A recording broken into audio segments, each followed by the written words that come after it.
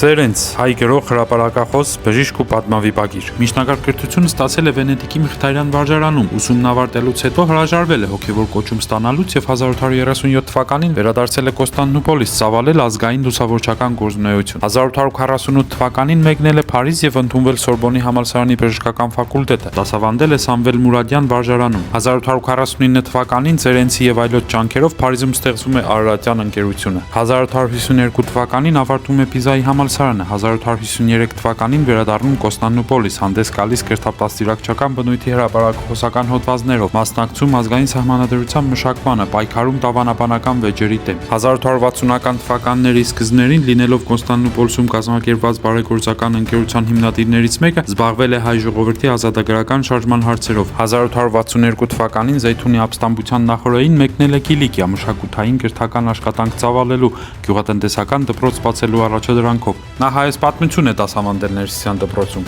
Այդ ընթացքում բնակչությանը բժշկական օգնություն ցուցաբերելու առաքելությամբ եղել է Վանում, Ալաշկերտում, Բասենում եւ այլուր։ Բժշկական եւ ազգային հասարակական աշխույժ գործունեության զուգահեռ զբաղվել է գրական ստեղծագործական աշխատանքով։